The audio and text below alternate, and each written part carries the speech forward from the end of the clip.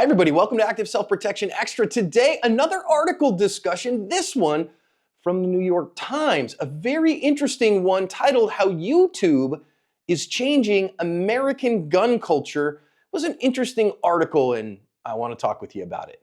MagTech is the only freedom seed I use on the range. I personally have over 100,000 rounds downrange of MagTech, and it's unbelievably reliable, very accurate, and a great value.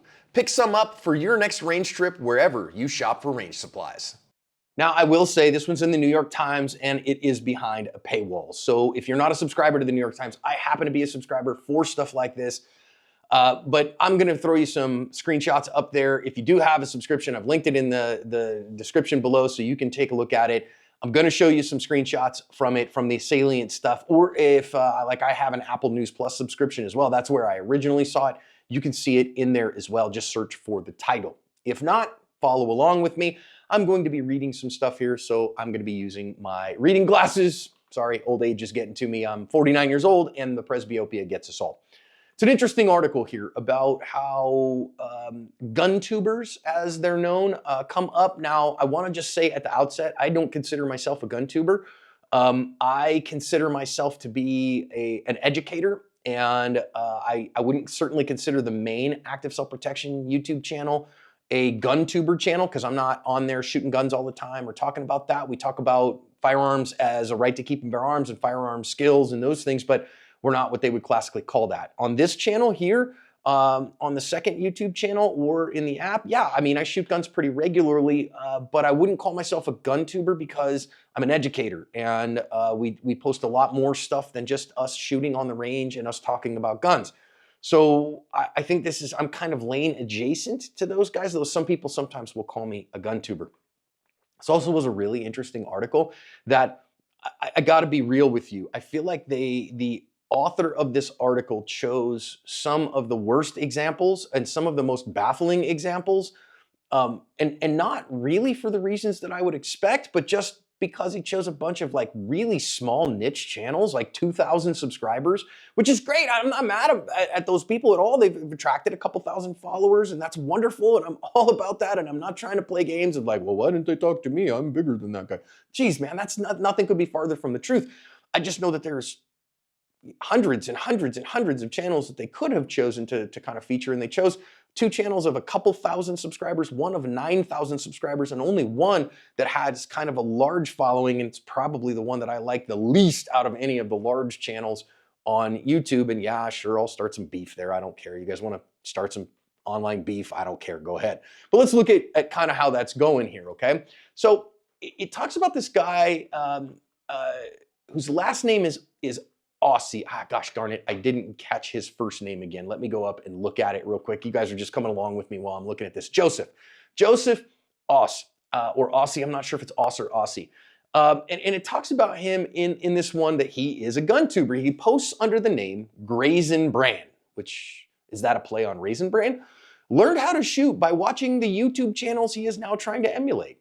Okay, cool. So he learned how to shoot on YouTube, and this is a growing thing. We have people that show up to the ASP Skills Summit, what we called in years past the Evidence-Based Pistol Skills class, and show up who have never taken a class before and just learned from YouTube, and then we're their first firearms training class. And I gotta tell you, those folks generally show up with good skills, with really high level of proficiency already. It really surprised me how much you can learn from there, okay? In the past, the article says, firearms education was often bestowed by older family members and picked up in youth groups or by joining the military. All right, we can argue about that. I kind of learned some of guns from my grandfather, some from my dad, just a little bit, but far more when I decided to get into them as an adult. I went and took a class. That's how I got into it, okay? But it really is interesting here what this article talks about, kind of what we would normally call like gun culture 2.0. It says, a new generation of American gun owners who are younger, more racially diverse, and drawn to tactical training and self-defense are regularly watching firearms channels. Totally agree with that. You know, yeah, for every boomer watching Hickok, there's a whole lot more younger folks watching Coleon Noir, okay? The content has garnered more than 29 billion views on YouTube.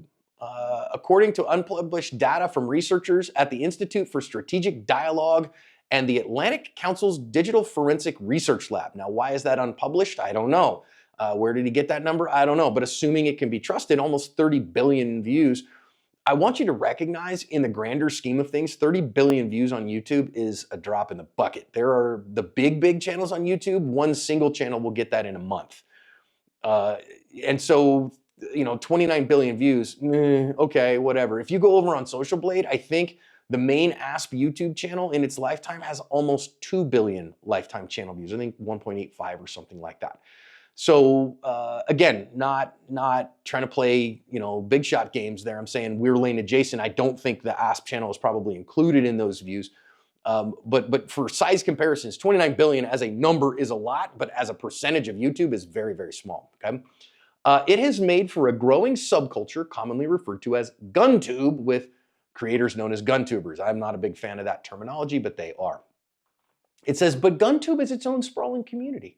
Some GunTubers have cult followings. Fish, that's true. And there's an industry awards event known as the Gundies, a riff on the Dundies from The Office, from the sitcom The Office. The firearms industry sponsors content creators who help sell guns and countless accessories. And much like video game streamers, some GunTube stars make thousands of dollars per video, and one even ran for political office. They're talking about Brandon Herrera there. Now, I will say this, okay? All right, you ready for me to let's just start the fight already. I have been nominated for the Gundies multiple times. They finally stopped. I think they nominated me in one category this year. I refused to participate because the Gundies are a marketing ploy to get your email address to put you on email distribution lists, because that's the best way to market to you. It is a purely an ego play for GunTubers, for people who, savvy marketing agencies, to leverage the ego of GunTubers to build marketing lists, because you get nothing from that. It's other than, hey, everyone, go register for their stuff and give them your email address and then vote for me, and whoever is most popular wins at the end of the day, and make sure you tell me I'm pretty. Now, I get it. There's more to it than that, and I'm trying not to hate on people who participated, who won these awards. God bless them and keep them, make his face to smile upon them. Go with God. I just refuse to participate because I think that I am not going to let someone else leverage my ego to build their marketing arm. I'm just not going to do that. So, but there is the Gundies, and they do a very good job of getting people to leverage their audience for this other third-party company's marketing arm, and they give you a nifty little award if you win that you can put on your wall and show your YouTube audience that they believe you, that you're cool, and then next year, hopefully, you'll bring them more people, which lets them market more and make more money. Doesn't make any sense to me, okay? Let's see. A couple interesting things, though, here. This is like, guitars and all those things, but guns aren't guitars. Their growing presence on YouTube has attracted some controversy, primarily over the content of the videos and who should be able to watch it. Yeah, we've seen that a whole bunch, okay? These are a couple of examples that they show of the negative effects of GunTube. President Trump's would-be assassin in July was wearing a popular GunTube channel t-shirt when he was killed by a Secret Service sniper. Yes, he was. He was wearing a Demolition Ranch shirt. I don't blame Matt Carricker for that at all. You put videos out in the public with the number of subscribers that Matt Carricker has, there's gonna be some weirdos. I tell folks, look, ASP's social media presence between our 2 YouTube channels, our Instagram, our Facebook, our various platforms, those things, our podcast audience, we've got a little over 4 million people. That makes us something akin to the size of the city of Los Angeles proper.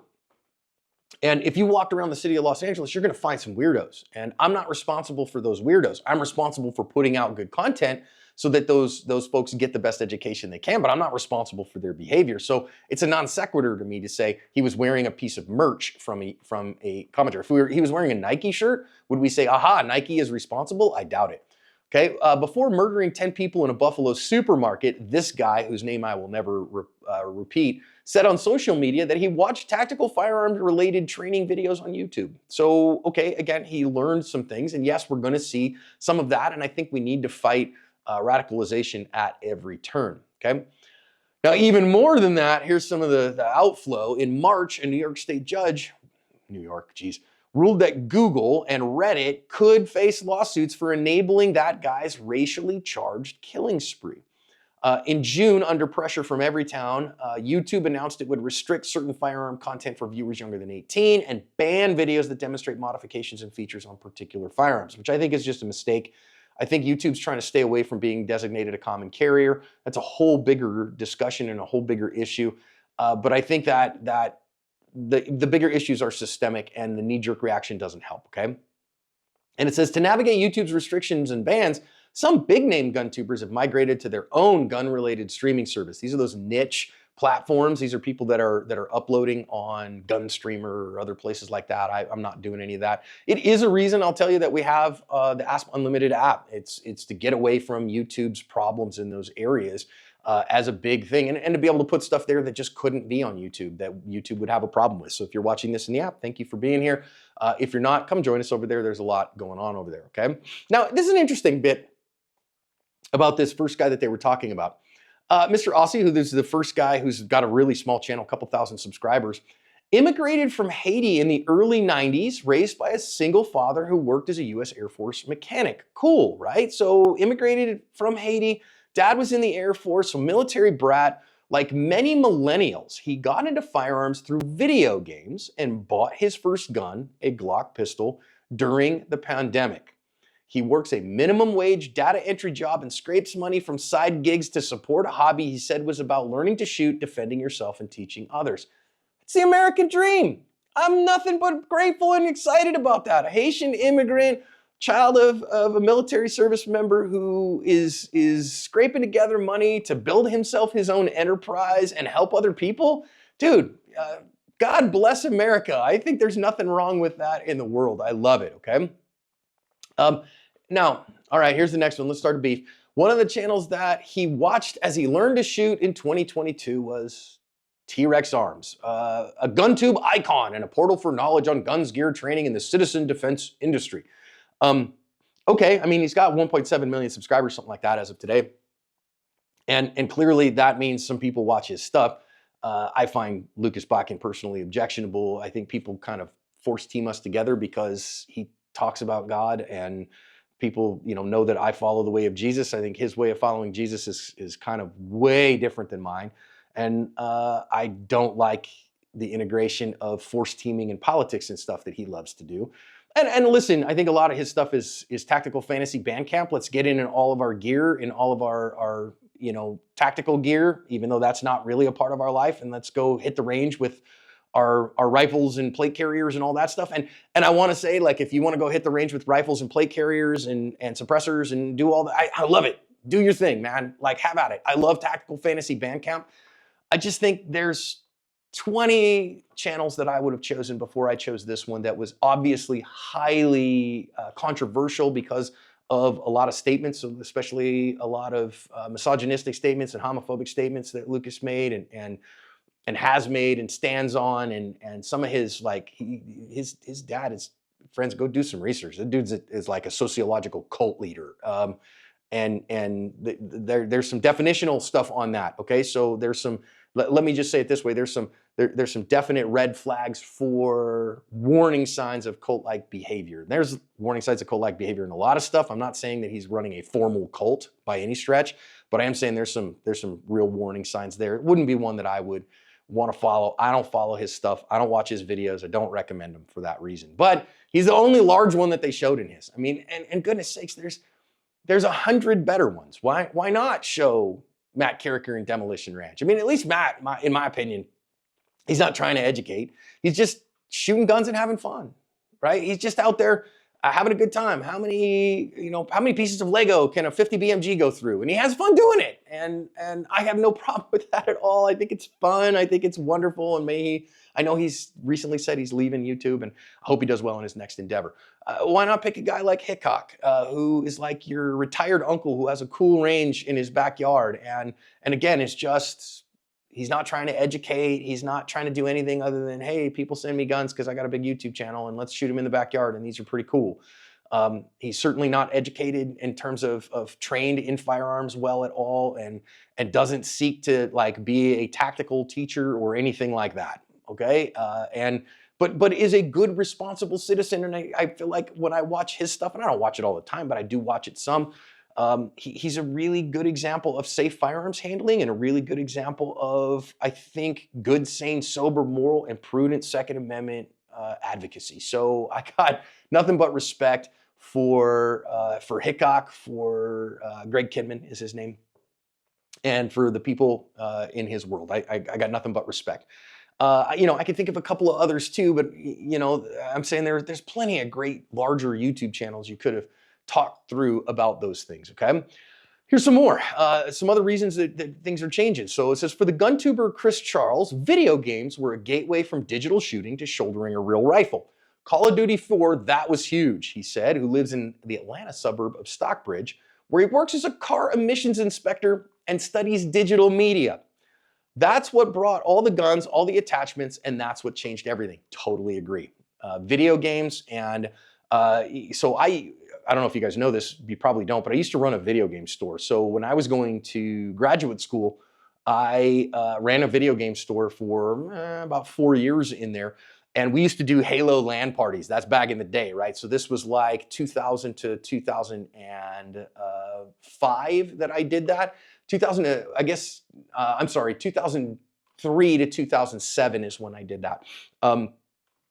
And you know, that was back when we would literally, at the store, guys would bring their Xboxes and we'd link them together via Ethernet cables and have LAN parties in our store. And when Call of Duty came out and games like that, that's when I think a lot of kind of younger Gen Xers, I'm on the edge of X and millennial. I was born in '76. And then the millennial crowd really got into that stuff, and I totally agree with that. So this guy who said that Call of Duty 4 was a big gateway for him, he started his own channel, Kit, Guns, and Gear, about a year ago, and it has attracted a modest following. Yep, a couple thousand followers. He said to him, shooting is strictly a hobby separate from the anti-government and Second Amendment messaging that some prominent GunTube channels parrot because it drives engagement. Though, of course, he says, some of that stuff creeps in. Now, I would totally agree with the anti-government stuff. It's kind of funny, that stuff that changes with the times and who's the president and, you know, how's everybody feeling about those things. Second Amendment messaging from some prominent GunTube channels parrot because it drives engagement. You know, I think that's a little needlessly pejorative. We talk about the Second Amendment all the time on active self-protection. I believe it is a civil right that applies to all people, and I'm a Second Amendment absolutist. I don't do the anti-government stuff on the channel. We only have one political position in active self-protection, which is the right to keep and bear arms shall not be infringed. And I, as a human being, I have a full slate of political understandings, but we try to keep them off the channel because this is a big tent kind of an organization. Just as simple as that, okay? Now, here's an interesting one. This is the one where I think people are gonna go, what? If you're on the right. I know that my audience tends to skew male and skew right-leaning politically. Many GunTube channels are run by men. Yeah, most are. But one, Tactical Girlfriend with more than 62,000 followers, that's pretty good, is run by a trans woman who conceals her identity because she's wary of being stalked. It's probably wise. In a video last fall, she called GunTube a very toxic place that is filled with machismo and all sorts of bigotry, a nod to the communal gatekeeping that transcends gender and pits the merits of military against civilian backgrounds when it comes to shooting knowledge.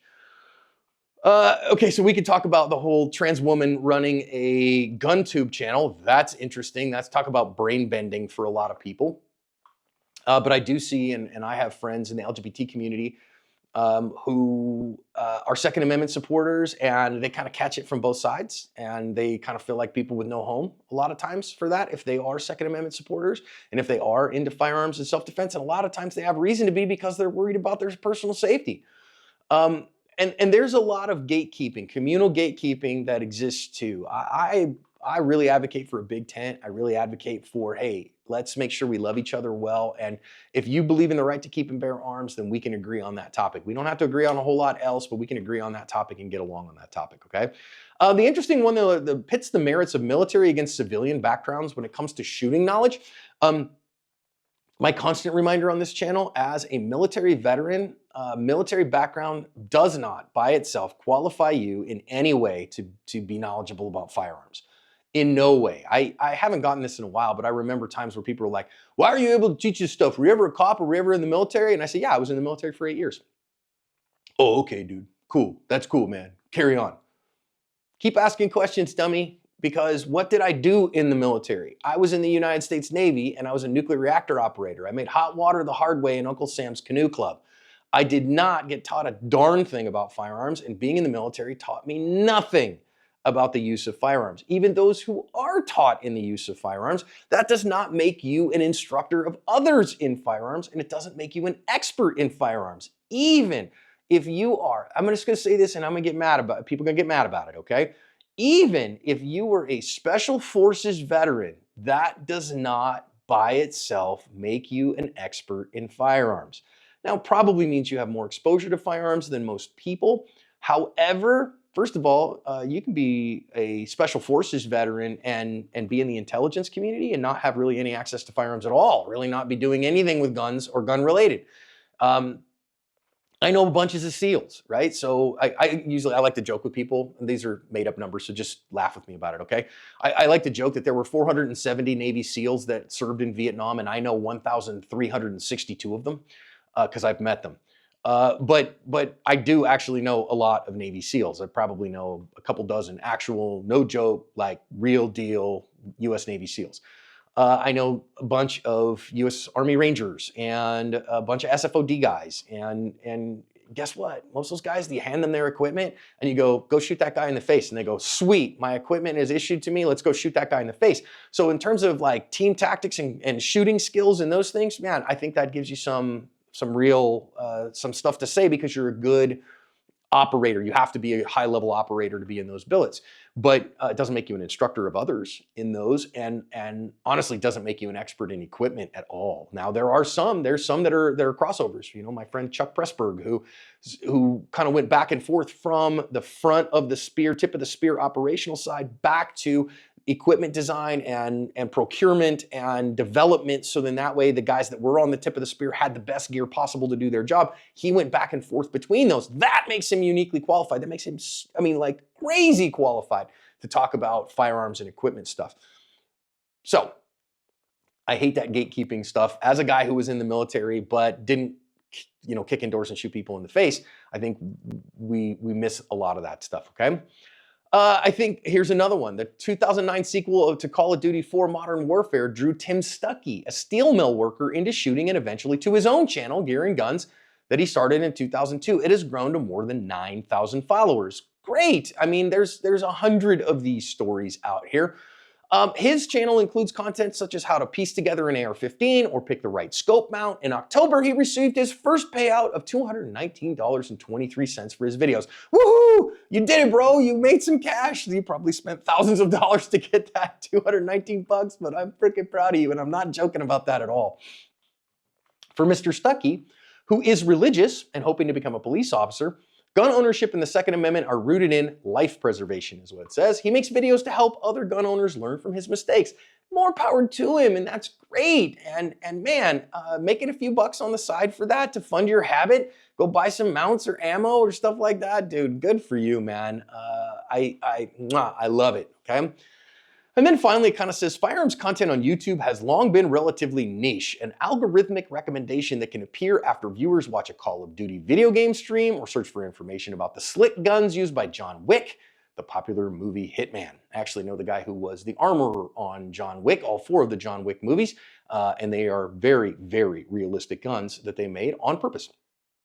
And so, you know, this is interesting and great. I actually like this article. I thought this article was dead spot on, that gun culture has changed and is changing. This gun culture 2.0 is much more about self-defense than it is about hunting. And it is much more about the preservation of civil liberties than it was in the past. It's much more diverse. And I think that's something we need to embrace and we need to be about. That we need to say, hey, this is a civil right. This is for all people, regardless of their political persuasions. This is for everyone, and I applaud you in that, even if you and I disagree about other issues. Because we're going to disagree about other issues because we're fully orbed human beings. And we don't have to force team on all these major issues in order to get along. It really was interesting to me what channels they chose. And I'm interested to hear your thoughts on that. So they choose, you know, a couple channels of 2,000 people, one of 9,000. Like they decide, hey, there's this interesting one run by a trans woman for 69,000 subscribers. And then one major channel when there were probably a dozen other choices that I would have chosen first. And I'd love to hear your thoughts on that. Just kind of struck me like, wow, could you have chosen weirder ones? Now, I think the small ones that they chose and highlighted those people for who they are and why they got into guns, why they got into YouTubing and gun tubing, I think it's pretty cool. And I think that's kind of interesting. But it did make me scratch my head. So I don't know. What do you think? I think it was an interesting article, and I hope it makes you go, about why you are watching that kind of content too.